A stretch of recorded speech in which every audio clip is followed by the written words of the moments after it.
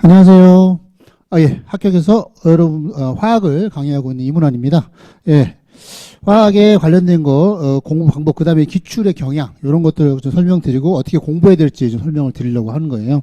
자, 먼저 그 뒷페이지를 보시면 3페이지에 보시면 여러분들 보시면 이제 38회부터 올해 61회까지 이제 문제가 나온 부분들을 문제 이제 목차에 맞게 해놓은 거예요. 이건 제 기본 강의 교재의 이제 목차고요. 거기에 맞춰가지고 출제된 연도를 표시한 겁니다. 그럼 여러분들이 이제 이런 걸 보시면서 경향에 맞게 출제가 많이 된 곳은 집중적으로 보시면 되고 좀 적게 된 것은 보통 기본 강의에서 다루는 정도만 보시면 되겠습니다. 그렇게 보시면 되는데 특히 올해 문제 여러분들 보시면 아시다시피 올해 문제 화학에 사람들이 짜증을 무지 많이 저도 좀 보면서 짜증을 엄청 났어요. 과연 출제자는 이거를 15분 안에 다 풀 수 있을까? 이건 사실 대학원 과정에서 좀 내야 되는 문제. 원래는 여러분들 아시다시피 수능에서도요, 출제자를 앉혀놓고 기본적인 대전제가 있어요. 모든 과목의 출제자들한테 앉혀놓고 특히 계산 문제 관련된 것은 계산 문제를 어렵게 내지 않는다라는 전제가 있어요. 그런데 이 지금 10문제밖에 안 내는 저희 시험에서 이런 문제를 내면은 지금 보시면 이게 올해뿐만이 아니고 최근 한 5년 동안 이랬습니다. 대표적인 예가 이제 기체와 관련된 문제는 사실상 예지까지 복잡하지 않았기 때문에 올해는 기체는 그다음 풀만 했어요. 대표적인 게 평형 상수, 반응 속도, 그 다음에 산염기거든요. 요 세 개를 갖고 보통 이제 그 계산 문제를 내요. 그런데 이게 어느 정도 거 돼야 되는데 사실상에 제가 봤을 때는 굉장히 화학의 고수라고 하더라도 올해 평형상수 문제, 그다음에 평형상수 문제 같은 경우 절대로 내가 보기에 한 10분 안에 못 풉니다. 한 5분 정도 이상 풀어야지 간신히 풀 수 있는 문제, 그런 문제가 나왔고요. 속도도 개념이 명확하게 들어가 있지 않으면 사실상에 풀기가 어려운 문제거든요. 그래서 여러분들이 잡을 때도 아예 저는 이제 올해 기본 강의를 좀 나누려고 해요. 그래서 이제는 안 되겠다 싶은 거예요. 그전에는 이제 기본 강의랑 이제 중급 강의라고 볼 수 있는 컴팩트 강의로 나눴어요. 그래서 기본적인 것은 좀 다룬 다음에 조금 심화로, 왜냐하면 기존에 유사 전공을 했거나 전공자들은 보통 기본 강의는 안 들으려고 그래요. 그래서 보통 이제 중급으로 가시는 경우가 많고, 내가 작년에 기본 강의는 어떤 선생님한테 들었어요. 근데 다시 기본 강의 듣기는 싫은 거거든요. 그래서 보통 이제 중급 컴팩트로 나눴었는데, 제가 보기에는 이렇게 출제 경향으로 가게 되면 이거보다는 차라리 나누는 게 낫습니다. 그러니까 계산이 배영되지 않는, 특히 올해 같은 경우 반타작 강의 같은 경우만 잘 들었어도 5개는 맞을 수가 있어요. 보시면 잠깐 보시게 되면 왼쪽에 보시면 최근 들어 우리가 좀 많이 기출되는 경향을 좀 볼게요. 왼쪽에 보시면 주기성, 옛날에는 안 나오다가 최근 들어서 주기성의 문제가 나오고 있어요. 올해도 당연히 나왔고요. 그 다음에 그 밑에 보시면 여기 공유결합해서 분자의 세트예요. 6번, 7번, 8번 요게 바로 다 루이스 구조식의 그 기반에서 분자 모양 아는 거고 분자 모양의 혼성 오비탈까지 아는 거거든요. 그래서 보통 여기는 기본적으로 공유결합이면 안 나올 수가 없는 부분이고, 여기 부분이 보통 요즘에 하나씩 나오게 되는 것인데, 보시면 그 세 개에서 올해 나왔고 59회, 그 다음에 밑에 혼성 오비탈에서 한 문제가 여기서 나온다는 걸 알 수 있어요.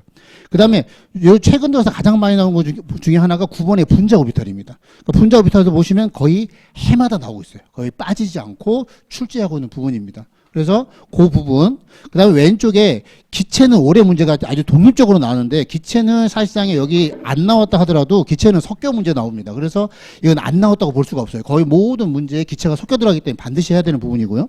그 다음에 왼쪽에 보시면 총괄성 이런 것들은 가끔씩 나오는 거니까, 원래 반드시 나오는 게 오른쪽 위에 보시면 반응 속도입니다. 얘는 거의 해마다 빠진 적이 없어요. 거의 한 15년 동안을 해마다 반드시 하나씩 나옵니다. 예전에 반드시 화학을 하나 맞으려면 속도는 반드시 하라 그랬어요.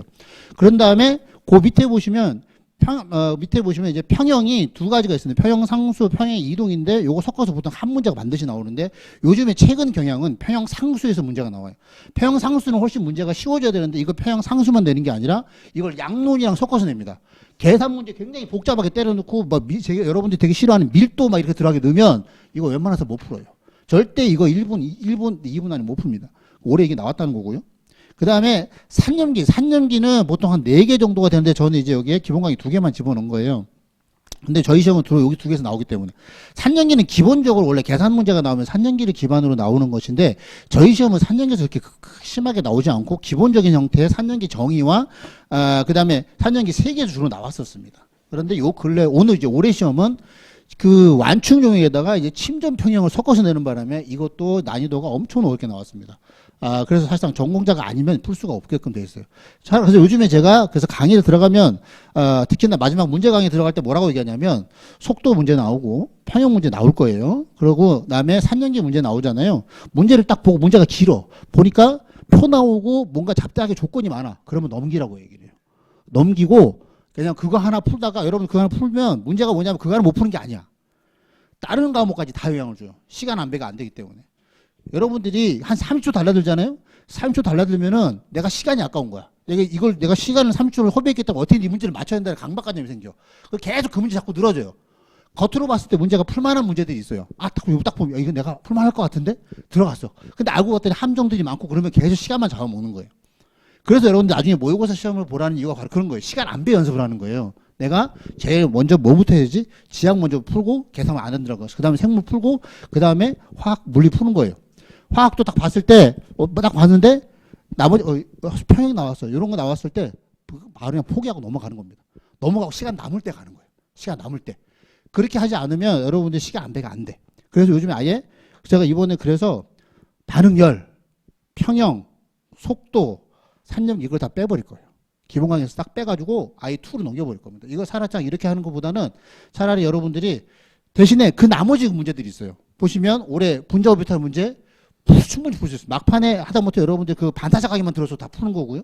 주기성 이거 여러분들이 다 고등학교 때 배웠던 화학하고 연관되기 때문에 풀 수 있어요. 조금 난이도가 있지만 그래도 충분히 풀 수 있고 차기온 반드시 나와요. 그래서 화학은 왜 꽈락이 어렵냐면 화학은 반드시 나오는 게 평형, 속도, 그 다음에 밑에 보시면 탄수화물 있어요. 오른쪽 밑에 보시면 22번에 착화물 있죠. 이것도 해마다 반드시 한 문제 나와요.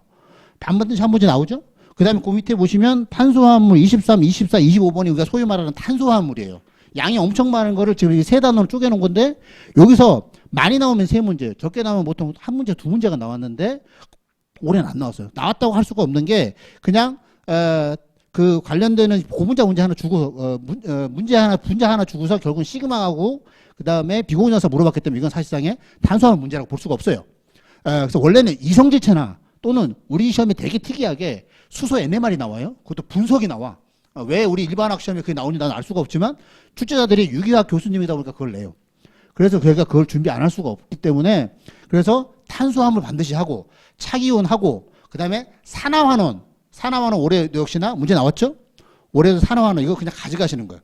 그렇게만 가져가도 여러분 5개, 6개는 가져가는 거예요. 즉 평형, 상수, 그 다음에 평형, 속도, 침전 평형 빼고 그 다음에 조금 계산 문제 어렵다는 기체까지 버린다고 하자. 그러면 4문제 버리고 6문제만 가져가도 여러분 성공인 거예요. 올해 문제에서. 그 난이도 높다는 올해 문제에서 막상 여러분들이 그걸 제끼고 보잖아요. 내가 만약에 이거를 딱 제끼고 이 6개만 내가 집중해서 만약에 한 8분에서 9분 안에 풀었다. 그러면 성공인 거예요. 어차피 그 나머지 문제는 공부를 존나 열심히 한 사람이나 아무것도 안 한 사람의 차이가 없게 나왔어 올해. 그렇잖아요. 그러니까 여러분들은 그렇게 생각하시면 되는 거예요. 그래서 아예 잡을 때 계산 문제가 아닌 거 그런 문제를 여러분 집중해서 아예 제가 기본 강의 때 컴팩트에서 들어갔던 중급 내용을 다 집어넣을 거예요. 아예 거기에서 집중을 해가지고 나오면 무조건 다 가져가자는 거예요. 산연기는 몰라도 산화환원은 가져갈 수 있어요. 계산 문제 그렇게 복잡하지 않아. 여러분들이 뭐 내가 수학을 되게 못해도 충분히 가져갈 수 있어요. 그런 거는 확실히 꿰차고 가고 나머지는 그냥 옵션으로 가자는 거예요. 그렇게밖에 할 수가 없어요. 여러분들 수험생이에요. 여러분들 학자가 아니야. 수업을 합격하는 방향으로 가야 됩니다. 그래서 그렇게 해서 여러분들이 준비하시면 되겠고 그래서 지금 기본 강의 올해 좀 전폭적으로 제가 좀 바꿀 거예요. 그래서 제가 지금 커리를 안 집어넣는데 그런 식으로 여러분 준비하시면 돼. 그래서 여러분들이 보시기에도 나중에라도 이 표를 보시면서 내가 좀 어느 곳에 집중하고 어느 곳에 좀 소홀해야 되구나 해서 선택 집중하는 것이 맞고요.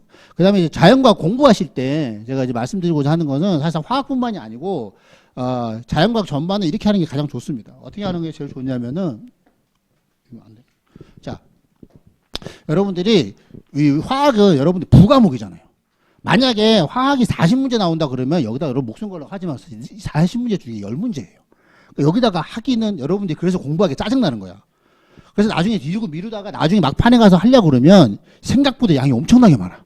화학 어마무시하죠. 물리는 이거는 책은 얇은데 할 게 너무 많아. 실력이 늘지도 않아. 생물은 봤더니 이거는 뭐지? 무슨 백과사전도 아니고 요즘에 분자생물학 들어갔고 양이 엄청나게 많았어요. 저 요즘에 만만하게 봤던 지약, 올해 지약 어땠어요? 엄청 어렵게 나왔죠. 그나마 믿었던 지약도 이렇게 배신을 때려주니 여러분들이 어렵잖아. 그러니까 문제가 뭐냐면은 이렇게 미뤘다가 나중에 이제 찬바람 불면 시작해요. 이제 한 가을쯤 되면 그때부터 자연과학 해야지 한단 말이에요. 그럼 당연히 안 되지. 기본 강의만 들어도 요즘에 보통 16회, 18회, 20회죠. 물리 선생님은 요즘에 24회씩 하시는데 그러면 그거 강의만 듣고 가도 5개월이에요. 6개월이고. 그죠? 기본 강의만 들은 상태로 시험에 딱 시험장에 들어가죠. 그나마 조금 공부 열심히 하신 분이 기출문제 정도 보고 들어가. 그러니까 조금 문제가 조금이라도 어려우면 그냥 수로로 다 못 쓰고 나오는 거예요. 풀지도 못하고. 그러니까 어쩔 수 없이 여러분들이 그래서 자연과학이 조금의 난이도가 있으면 왜 이렇게 평균을 많이 깎아먹는 이유가 지금 영어가 빠진 상태에서 사실상 그 당락을 결정하는 게 대부분 자연과학이에요. 산재나 민법은 대부분 합격선에서 보면 대부분 85점 이상에서 이렇게 나와요. 근데 이분들이 왜 어디서 떨어지냐면 자연과학에서 다 깎아먹는 거예요. 그러니까 어떻게 공부하는 게 좋냐? 부과목이니까 여러분들이 보통 4+2나 5+2로 가는 거예요. 그러니까 여러분들이 중소기업 사장이나 중소기업에 다니는 직원이야. 그러면 주 5일제를 다닌다고 해요. 주 5일제 다니고 5일 동안은 여러분들이 원래 하던 거 하는 거예요. 산재법, 민법 하세요. 민법을 계획에 맞게 차근차근 준비를 하시라고. 그러고 나서 이틀 있잖아요. 근데 여러분 이틀을 하면 그러니까 일요일이죠. 토요일, 일요일이나 또는 이제 주말이면 이틀은 자연과학 투자하시는 거예요. 자연과학에 투자하시면서 강의를 그때 하나씩 듣는 거야. 그러면 근데 일주일에 보통 하루는 여러분들 쉬어야 돼요. 이게 마라톤이라서 계속 강의 연구를 하면 결국에는 망가지기 때문에 안 되고 그래서 5+2 같은 경우는 마지막 날은 한 반나절 정도만 하는 거예요. 그러니까 강의 정도만 듣고 나머지 하루 정도 이렇게 잡아주셔가지고 예를 들어서 6월에 시작을 했다고 치자고요. 6월에 시작을 하면 보통 이제 한 달 반씩 잡아요. 그래서 한 달 반, 그 4과목이면 6달이잖아요. 그렇죠? 그러면 6월달 시작해서 6, 7, 8, 9, 10, 11 이렇게 되면 이 4과목이 한 바퀴 도는 거예요. 그죠? 한 바퀴를 돌고 나면 어떻게 되겠어요? 다시 겨울 돼서 새롭게 자연과학 공부할 필요가 없어요. 그냥 원래대로 하시면 돼. 그때 내용 똑같이 주 5일은 그냥 산재나 민법으로 하시고 그때 다시 한 바퀴 다시 돌리는 거예요. 2회전을 돌리시는 거예요. 그러면 이제는 한 달에 한 번을 돌릴 걸 이제 봤던 것이니까 틀린 문제만 확인하고 내가 중요하다고 표시했던 그런 것만 확인하면 이제 한 달 거 2주면 한 바퀴가 돌아가요. 그렇게 되면 여러분들이 조금만 일찍 시작하잖아요. 조금만 이 기본 강의를 자연과학을 일찍 시작하면은 나중에 되면 3회전이 될 수 있어요. 그러면 이제 한 달이면 일주일에 하나씩 해가지고 한 과목에 4과목이 다 돌아갈 수 있고 나중에 시험 직전에는 한 3일에서 4일 정도의 핵심 요양을 보여서 한 일주일 안에도 이 자연과학 4과목을 돌릴 수가 있어요. 그래서 특히 암기 과목이 많은 과목들은 여러분들이 한 번 깊이 보는 것보다 자주 보고 자꾸 보는 게 훨씬 좋아요. 그래야 기억을 잊어버리지 않기 때문에 물리나 화학처럼 이해 과목 같은 경우에는 여러분들 문제를 보고 풀어야 되는 거니까 그래서 그렇게 4+2나 내가 5+2는 너무 힘들어. 그러면 4+2로 해가지고 대기업 느낌으로 가고 내가 중소기업이야. 그러면 5+2로 가세요. 그래서 옛날엔 6+1도 했어요. 근데 예, 그래서 그렇게 가신 다음에 그 다음에 중요한 거는 여러분들이 강의를 활용하시는 거고 강의를 활용하시고 혼자 독학하시면 너무 힘들어져요. 대표적인 케이스가 뭐냐면 화학 전공하시는데 화학으로 망해요. 물리 전공하시는 분들이 물리로 망한다. 왜 그러냐면 내가 화학을 전공했으니까 화학을 안 해. 화학을 안 해요. 제일 나중에 해가지고 나 기본은 맞겠지. 그래서 내가 전공은 했지만 여러분 전공해서 전공 그렇게 잘해? 안 하죠. 손먼지가 언젠데 막상 보면 문제 다 안 맞춰져. 그러니까 나중에 생각보다 점수가 여기는 한 90점 맞아야 되는데 한 70점, 60점밖에 안 나오는 거예요. 그러니까 기본적으로 일찍 시작하시고 그 다음에 강의를 활용하세요. 그러면 강의를 활용하실 때 여러분 제일 나쁜 게 뭐냐면은 특히 이제 여러분 열심히 공부했단 말이에요. 강의를 들었어요. 그럼 집에 가면 어떻게 하냐면 그걸 다시 이제 그 기본서를 잡고선 하나하나 쫙 꼼꼼하게 색칠해가면서 본단 말이에요. 그래 놓고 이제 나는 공부 잘했다고 하는데 그래 놓고 문제를 풀면 당연히 문제가 잘 풀리지. 내가 지금 외웠잖아요. 근데 특히 암기 가면 그렇게 하면 절대 안 되는 거예요. 내가 지금 여러분들 시험장에 들어갔을 때 생물, 지학 이런 게 지식이 들어가 있어야 되는 건데 내가 지금 방금 봤기 때문에 그게 풀리는 거지 내가 한 달 있다가 2달 있다가 그게 풀리겠냐? 안 풀려요. 그러니까 여러분들이 강의를 들었으면 강의를 들은 상태로 문제를 풀어야 돼요. 그래야 내가 뭘 모르고 뭘 아는지를 알아. 내가 뭘 틀리고 내가 뭘 아는지를 알아. 그래서 내가 모르겠으면 거꾸로 본문을 찾아가는 방식으로 가야 되는 거예요. 그래야 내가 가장 짧은 시간 안에 가장 큰 효율을 올릴 수가 있고, 그런 다음에 어떻다? 그러면서 내가 자꾸 그 구멍 뚫린 부분들을 메꿔나갈 수가 있는 거예요. 문제를 풀 때도 어떻게 하냐면, 여러분들이 문제를 풀 때도 반드시 그냥 아무렇게나 많이 푸는 게 아니라 자꾸 풀어도 자꾸 틀리는 이유가 확실하게 모르고 가기 때문인 거예요. 문제 답을 맞았어요. 답을 맞는 게 중요한 게 아니라 보기 4개가 왜 맞고 왜 다 틀린지 다 여러분들이 알 수 있으면 그 문제 여러분께 돼. 그 유사 문제가 나왔을 때 여러분들이 어떻게든 맞출 수가 있어요. 그런데 이 문제가 답을 맞았어. 근데 보기 4개가 어느 한기 이해가 안 가. 근데 그걸 넘기면 안 되는 거예요. 그거를 어떻게 이제 여러분들이 뭐 해설을 보든 나한테 와서 물어보든 선생님을 자꾸 괴롭히든 간에 자꾸 그걸 여러분들이 완전히 자기 걸로 만들어야 돼. 그래서 그런 문제는 세모를 치는 거예요. 아까 그렇게 다 맞은 문제는 아무 표시하지 말고 세모를 치고, 내가 답도 틀렸고 해설을 봐도 아무것도 모르겠고 이건 나중에 또 틀릴 거 같고 그런 거는 X로 크게 표시를 하는 거예요. 양심적으로. 쪽팔릴 것 같으니까 X표 하다가 세모 칠하지 말고 그냥 다 그냥 표수. 그래서 그 문제를 여러분 전부 다 동그라미로 만들어야 돼. 그랬을 때 그 문제집 하나가 다 여러분 지식이 되는 거예요. 여러 번 푸는 게 중요한 게 아니고. 그래서 저는 거기 보시면 문제를 표시하라고 하는. 그래서 그 나중에 1회도 가고 2회도 할 때 다음에 볼 때 그 문제에서 세모친 부분과 X친 부분만 보면 빠르게 볼 수가 있어요. 그런 문제가 내가 잘 모르는 부분 문제고 틀렸던 문제니까. 그런데 본문에 강사가 되게 강조한 내용이나 내가 몰라갖고 다시 표시했던 그런 부분들을 다시금 확인하고 가면 짧은 시간 안에 화학 전체를 볼 수가 있는 그런 게 생기는 거예요. 그래서 그럴 때 어떤 시험이든 간에 여러분들이 문제를 풀지 않고서는 할 수가 없어요. 그 문제에서 중요한 게 뭐냐? 실전 문제가 아니에요. 기출문제지. 기출문제는 기본적으로 다 맞추고 여러분들이 풀고 들어가야 돼. 어느 시험이나 마찬가지야. 그 시험이 경향인 거고, 이 사람이 뭘 의도하는지 대체적으로 출제자가 비슷한 사람이 들어가니까, 그걸 반드시 여러분 거를 만들고, 그 다음에 실전 문제를 보시고, 문제를 보더라도 그렇게 해서 여러분 거를 만들라는 거예요.